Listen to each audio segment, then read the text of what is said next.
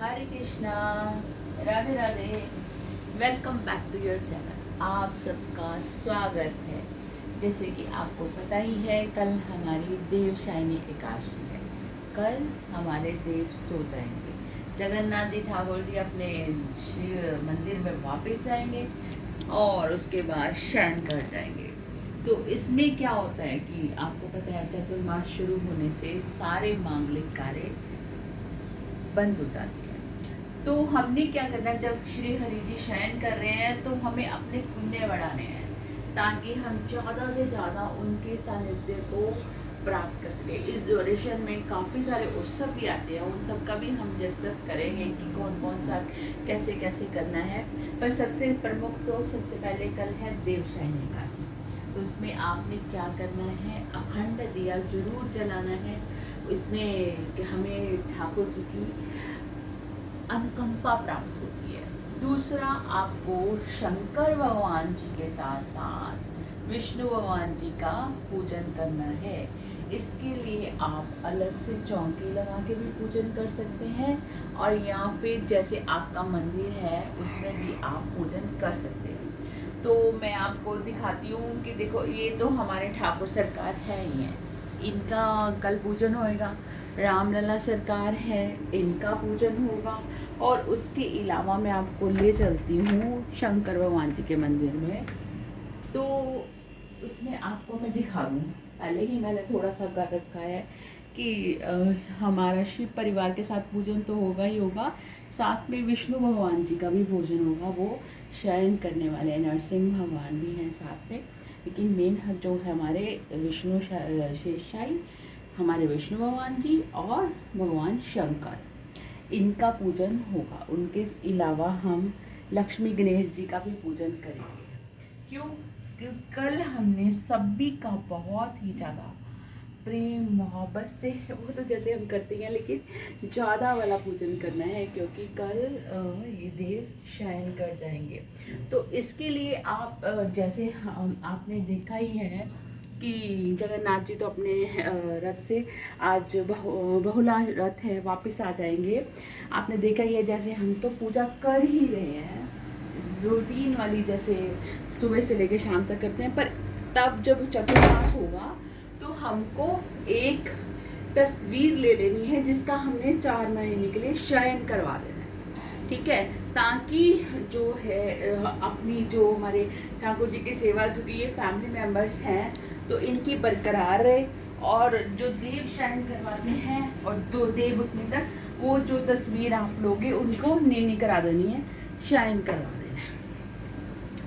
इसके अलावा चातुर्मास के क्या क्या नियम हैं, उसमें क्या क्या खाना है, क्या क्या नहीं खाना है, ये तो एक सभी चैनल्स में देखोगे, सब में आपको यही अपलोड करके बताया होगा कि अपनों सावन में जो आपको दूध और हरी सब्जियां नहीं खानी, भादों में आपको दही नहीं खाना, कार्तिक में आपको दूध का फिर से करना है, और आश्विन में आपको, सॉरी कार्तिक में कह रही हूँ, आश्विन में आपको दूध छोड़ना है, कार्तिक में जो 2 बीजों वाले दाल जैसे चना, मूंगी साबुत दाल, माँ की दाल, ऐसी उड़द की दाल, इन दालों का सेवन नहीं करना। ये तो आपको हर जगह बताया जाएगा कि क्या करना है क्या नहीं करना। लेकिन जो हम वैष्णव हैं, जो श्री हरिवासुर को मानने वाले हैं, उन्होंने चातुर्मास में क्या करना है, मैं आपको उनके विशेष नियम बताती हूँ।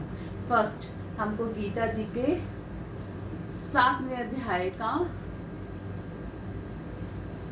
करना है पाठ, ठीक है? उसके बाद आपको क्या करना है, गीता जी के 7वें अध्याय के बाद गजेंद्र मोक्ष का पाठ करना है। ये 2 नियम चातुर्मास में आपको लेने हैं, क्योंकि देखो, जितनी हम ठाकुर जी की भक्ति करेंगे, जिनका नाम जब बढ़ाएंगे, हमें ठाकुर जी की उतनी प्रसन्नता प्राप्त होएगी, और हमारे जो इतने जन्म हो चुके हैं जिनसे हम इनसे दूरी बनाए रखे हुए हैं, वो कम हो जाएंगी, और श्री जी हमें अपने चरणों में वास देगी। तो ये 2 नियम आपने करने हैं। इस ड्यूरेशन में चतुर्मास में आएगी करक संक्रांति। करक संक्रांति में क्या होता है, मेन कि जो हमारे सूर्य भगवान हैं, जैसे मकर संक्रांति में उत्तरायण होते हैं, तो करक संक्रांति में दक्षिणायन हो जाते हैं, है ना? तो इसलिए हमने क्या करना है इस संक्रांति में विशेष, कि हमने अपने ठाकुर जी को, अपने विष्णु भगवान जी को, जिन शालिग्राम जी को, जिनका भी आप पूजन करते हैं, उनको आपने जामुन से अर्घ देना है। आप जामुन, आप सब आप पता ही है कि जामुन कितना हुआ मार्केट में की बहार है जामुन की। तो हमने जामुन से अर्घ देना है। ये मैं आपको बता दूंगी जब कर संक्रांति आएगी, 12 जुलाई को है।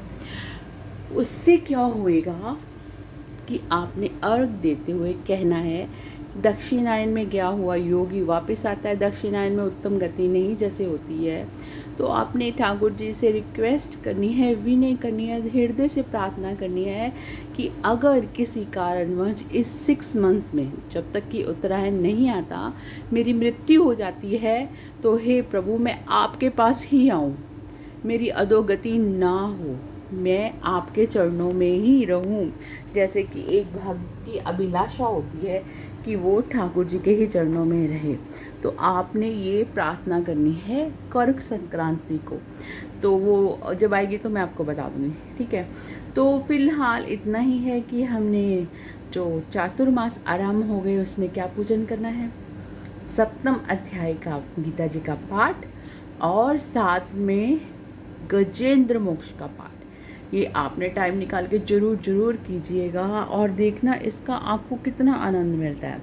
दूसरी बात यह है कि चातुर्मास से हम निकुंज दास जी के द्वारा एक सीरीज़ भक्तों की शुरू करने वाले हैं, जो मैं पहले भी बोला था लॉन्च करने वाले हैं, कि जिसमें आपको हर रोज़ एक ब्रज के संत की बहुत सुंदर कथा जो निकुंज दास जी आपको फेस टू फेस सुनाएंगे, वो अपलोड करी जाएगी, कृपया जरूर सुनिएगा।